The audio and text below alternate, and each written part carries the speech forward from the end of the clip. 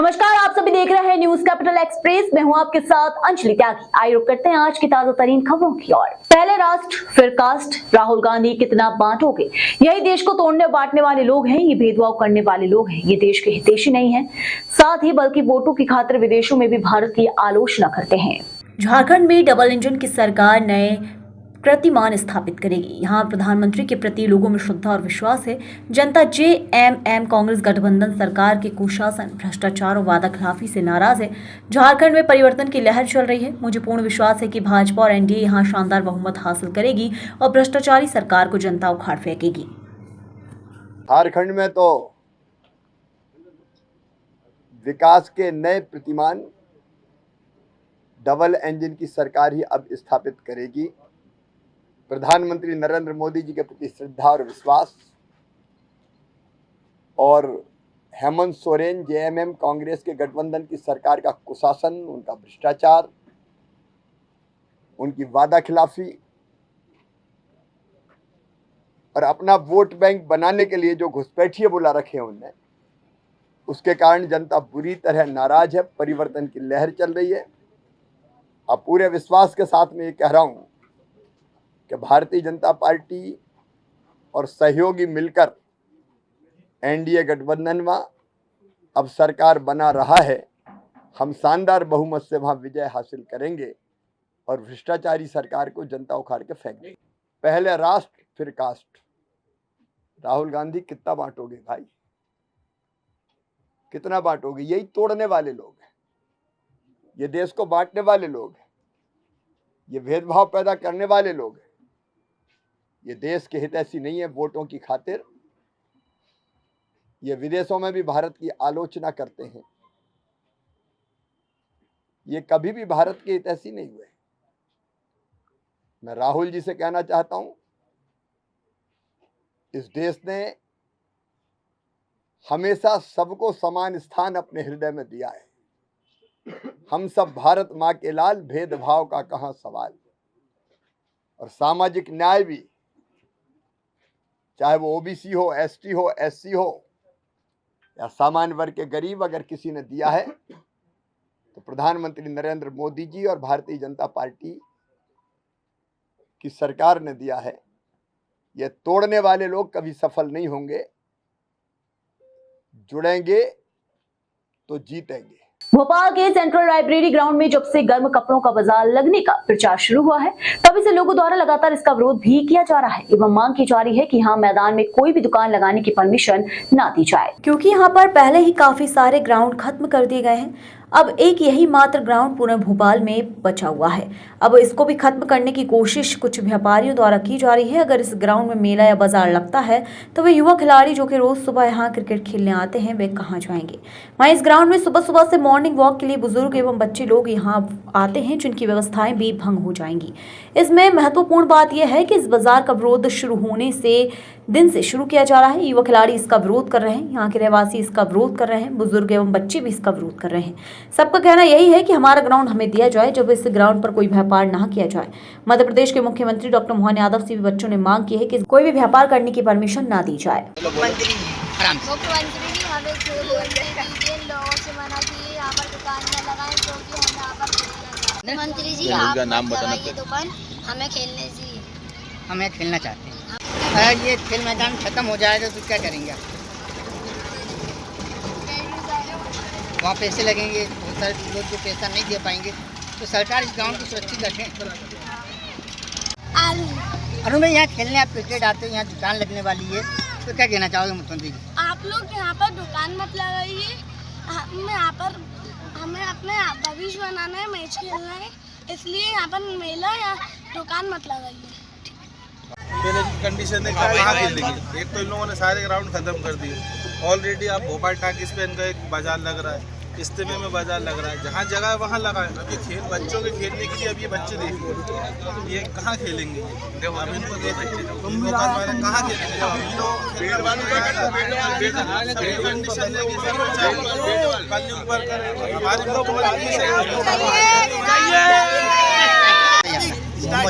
सभी भाई, ये खेल ग्राउंड है, यहाँ पे आप खेलने आते, कितने दिन खेलने आते?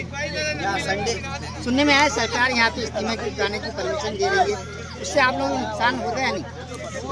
पे पड़ता है, फर्क पड़ता है। क्या संडे खेलने को मिलता है। आप चाहते हो कि यहाँ दुकान लगे या नहीं लगे? बिल्कुल नहीं लगना चाहिए। अगर इसके लिए सरकार कहीं और जगह दे, इससे बच्चों का भविष्य भी खराब होगा। भविष्य तो बच्चों का सिर्फ संडे खेलते बच्चे दिन भर, ग्राउंड है नहीं अपने पास। ग्वालियर जर्सी मिल के मजदूरों के प्रकरण को लेकर मुख्यमंत्री डॉक्टर मोहन यादव ने कहा कि मजदूरों गरीबों का हक दिलाने के लिए सरकार प्रतिबद्ध है। मुख्यमंत्री डॉक्टर मोहन यादव ने आज ग्वालियर में जेसी मिल का निरीक्षण कर संबंधित अधिकारियों से मिल के संबंध में विस्तृत जानकारी ली। मुख्यमंत्री ने कहा कि हमारी सरकार गरीब, मजदूर, पिछड़ा वर्ग सभी को साथ लेकर चलना चाहती है। हमने निर्णय लिया था कि मजदूरों के हित में हमारा निर्णय होना चाहिए, उस दिशा में हम काम कर रहे हैं। गरीब, महिला, युवा, किसान, इन चारों वर्ग के हितों को हम सर्वोच्च प्राथमिकता पे रखे हुए हैं। उसी भावना के हिसाब से युवाओं को रोजगार दिलाने के लिए इंडस्ट्री कॉन्क्लेव, गरीबों को, महिलाओं को, सबको रोजगार दिलाने की नई इंडस्ट्री डलवाना, ये हमारी सरकार की प्राथमिकता भी है।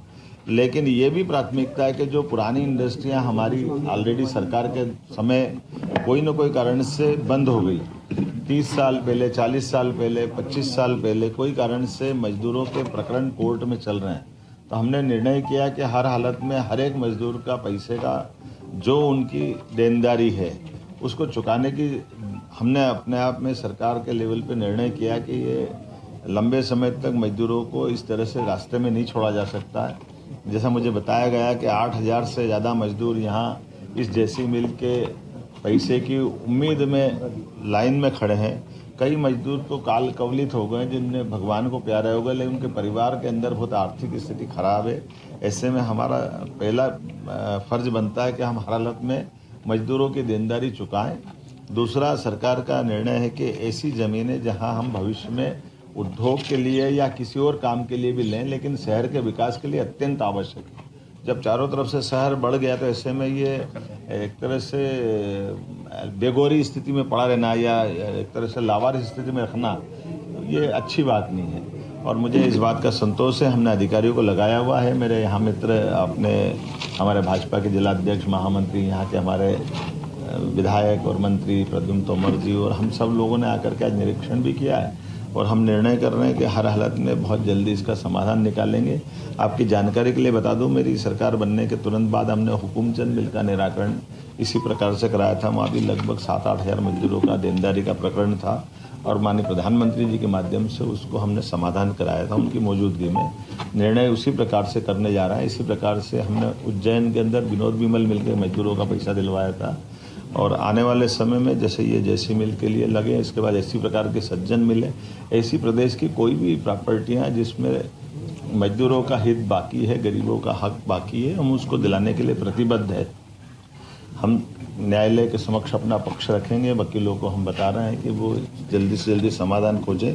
जो बीच में जिनके फाइनेंस है, वैसी बैंकों से भी हम उच्च स्तर पर बात करेंगे ताकि बैंक से इसका समाधान मजदूरों के हित में हो। सरकार अपने पक्ष को अच्छे ढंग से रखते हुए बहुत जल्दी समाधान, क्योंकि मुकदमा नहीं लड़ना है, हमको समाधान खोजना है, इसलिए समाधान खोजने में लंबा समय नहीं लगने वाला है। उम्मीद करेंगे जल्दी। हमारी सरकार गरीब, मजदूर, पिछड़ा वर्ग, सभी वर्गों को साथ लेकर चलना चाहती है। अगर औद्योगिक निवेश चाहती है तो मजदूरों के हित में भी हमारी सरकार सबसे पहले खड़ी है। हमने निर्णय किया था कि जेसी मिल के एक बहुत पुराना प्रकरण है जिसमें शासन एक पार्टी है और इस नाते से हमने निर्णय किया कि मजदूरों के हित में हमारा निर्णय होना चाहिए। सबसे पहले जो 6-7-8 हज़ार मजदूर हैं उनके पक्ष में जो सरकार का भाव है कि उन सबको मदद करके हम अपने उस कमिटमेंट को निभाएं। जब इंडस्ट्री डली होगी, ये अलग बात है कि इंडस्ट्री जब डली होगी तब डली होगी, बहुत पुरानी बात हो गई है, लेकिन आज भी उस पक्ष से लोग उम्मीद में बैठे हैं।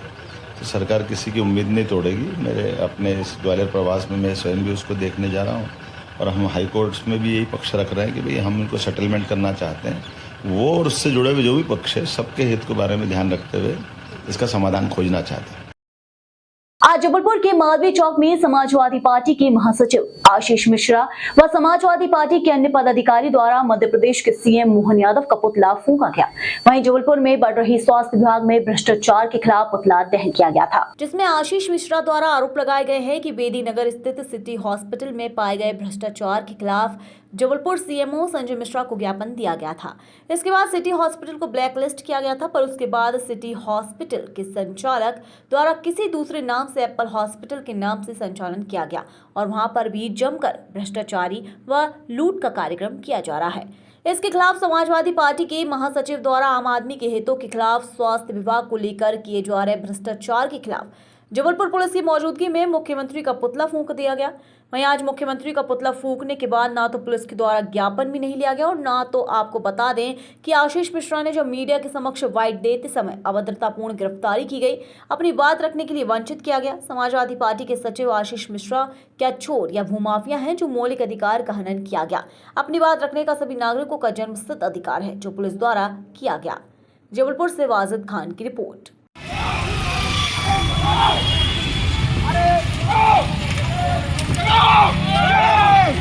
निकल गया।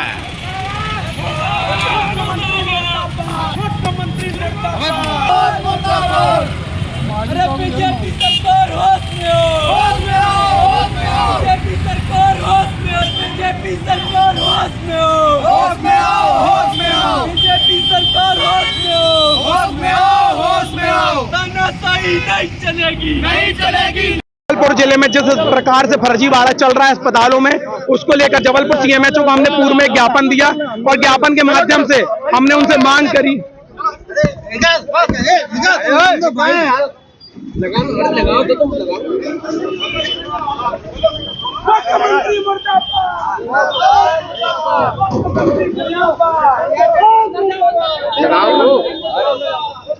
अरे लगाओ ना। मुख्यमंत्री मुर्दाबाद, मुख्यमंत्री मुर्दाबाद, मुख्यमंत्री मुर्दाबाद, सीएम तेरी तानाशाही, सीएम तेरी तानाशाही, सीएम तेरी यही भ्रष्टाचार है प्रशासन का जो हमें अरेस्ट कर रही है, यही भ्रष्टाचार है। हम भ्रष्टाचार उजागर कर रहे हैं तो हमें किया जा रहा है। देखिए मालवीय चौक पे अचानक से ये लोग इकट्ठे होके और कुछ पुतला जलाने का प्रयास कर रहे थे, उसको अलग करके और लोगों को कोई नुकसान न हो इसलिए इनको अभी जेल वाहन में डाला गया है और इसमें प्रतिबंधात्मक कार्रवाई की जा रही है।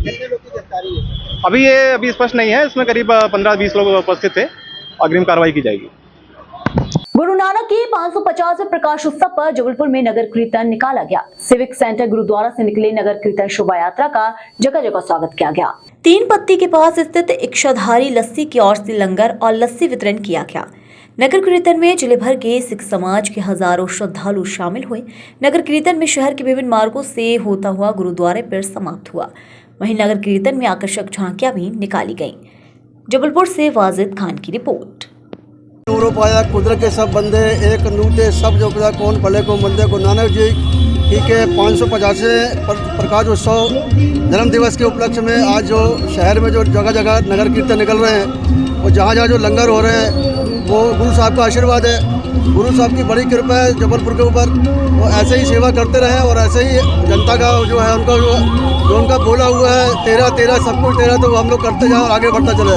भूपेंद्र सिंह तलवार, इच्छाधारी लस्सी। एक रूप से सब आज गुरु नानक देव जी के प्रकाश पर्व को मुख्य रखते हुए इच्छाधारी लस्सी द्वारा लंगर का इंतजाम किया गया, जिसमें खीर और पुलाव बांटा जा रहा है।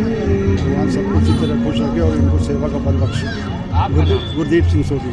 मध्य प्रदेश के संस्कार धानी के जबलपुर में बेखौफ बदमाशों के हौसले दिन ब दिन बुलंद होते जा रहे हैं। जहां बदमाशों को पुलिस का जरा भी खौफ नहीं है, जहां बदमाश खुलेआम वारदातों को अंजाम देते नजर आ रहे हैं। थाने में शिकायत दर्ज करने पहुंचे युवक पर बाइक सवार बदमाशों ने गोली मारकर घायल कर दिया। दिन दहाड़े हुई इस वारदात के बाद पूरे क्षेत्र में हड़कंप मच गया। जहां घायल हुए युवक को इलाज के लिए मेडिकल अस्पताल में भर्ती कराया गया है। क्या है पूरा मामला, आइए जानते हैं। जबलपुर के तलवारा थाने से 500 मीटर की दूरी पर बाइक सवार 3 शातिर बदमाशों ने एक युवक पर दरादन गोलियां चलाकर उसे गंभीर रूप से घायल कर दिया, जहां घटना को अंजाम देने के बाद आरोपी मौके से फरार हो गए। घटना में घायल हुए युवक को इलाज के लिए जबलपुर से मेडिकल अस्पताल में भर्ती कराया गया। वहीं मेडिकल अस्पताल पहुंचे परिजनों ने पूरे मामले में जानकारी देते हुए बताया कि संजय उर्फ संजय उपाध्याय रामनगरा थाना तिलवाड़ा क्षेत्र का निवासी है। संजय अपने घर के पास खेरमाई मंदिर में बैठा हुआ था। इसी दौरान बाइक सवार 3 बदमाश आए और उससे बाद में बात करने लगे। जब बदमाशों ने पिस्तौल निकाली और युवक पर चलाने का प्रयास किया, लेकिन मौके पर पिस्तौल नहीं चल पाई। जहां लोगों ने उन्हें पकड़ने का प्रयास किया, लेकिन मौके से आरोपी फरार हो गया। वहीं इस घटना की शिकायत करने संजय जब तिलवाड़ा थाने पहुंचा तो पुलिस से अपने साथ हुई आपबीती बताई।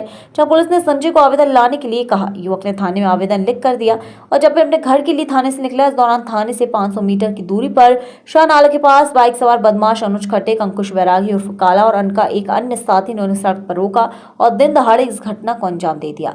बदमाशों के द्वारा युवक की जांघ में गोली मार दी गई और हवाई फायरिंग करते हुए मौके से फरार हो गए। जानकारी के मुताबिक बताया जा रहा है कि जिस समय इस घटना को अंजाम दिया गया, उस जब कैबिनेट मंत्री राकेश सिंह भूमि पूजन के लिए शास्त्री नगर रवाना हुए थे। इसी दौरान बदमाशों ने इस वारदात को अंजाम दिया। घटना की जानकारी लगने के बाद मौके पर पहुंची पुलिस ने घायल की शिकायत पर मामला दर्ज करते हुए आरोपी की तलाश में जुट गई है। जहां इस घटना के बाद परिवार में दहशत का माहौल बना हुआ है। परिजनों ने आरोपी के विरुद्ध कार्रवाई करने की मांग की है। जबलपुर से वाजिद खान की रिपोर्ट। एक अनुज खटीक करके है और एक काला बैरागी क्रेफर बस्ती की। तो इन्होंने पहले जाके रामनगरा में गोली चलाई तो गोली फंस गई, नहीं चल पाई। तो फिर मेरा भतीजा इनको दौड़ा पकड़ने के लिए, तो ये लोग भाग दिए। फिर मेरे को जैसे पता चला तो मैंने अपने भतीजे को भेजा कि आप जाओ रिपोर्ट करके आओ पहले। तो ये गए तिलवाड़ा थाने, तो तिलवाड़ा थाने में रिपोर्ट नहीं लिखी गई, बोले लिखित में लेके आओ। तो ये घर जा रहे थे वापस कि चलो हम लिखित में लेके आ रहे हैं। उसी समय शाहनाला में इनने रोक के 3-4 फायरिंग की, एक गोली पैर के आर पार हो गए दाने। वजह क्या है, किस बात की? वजह कुछ नहीं, इनकी बदमाशी चलती है, वही अपनी वजनदारी दिखाने के लिए। कौन कौन लोग हैं जिन्होंने मारा? ये अनुज खटीक और काला करके, काला का पूरा नाम? काला बैरागी सरनेम है। कहाँ की घटना थी? ये शाहनाला की। इससे पहले आप लोग थाने गए थे, थाने में तो क्या बोला? थाने में बोला गया कि लिखित लेके आओ, ऐसे नहीं लिखी जाएगी रिपोर्ट। और अभी भी नहीं लिखी है उन्होंने, वरना हम लोग को कोई पावती दी है। अभी कहाँ लेके आए हैं?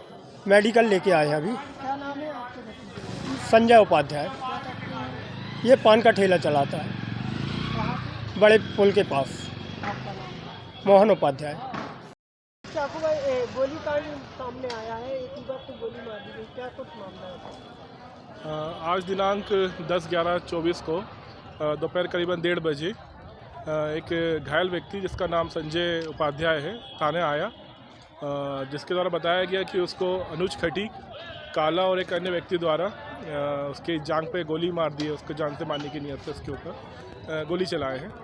तो प्रार्थी का मुलायदा फॉर्म तैयार भरकर मेडिकल अस्पताल उसको भर्ती कराया गया है और उससे पूछताछ की गई है और आरोपियों के विरुद्ध अपराध पंजीबद्ध करके विवेचना में लिया गया। पूरा घटनाक्रम कहाँ का है? ये ग्राम रमनगरा थाना तिलवाड़ा क्षेत्र अंतर्गत है।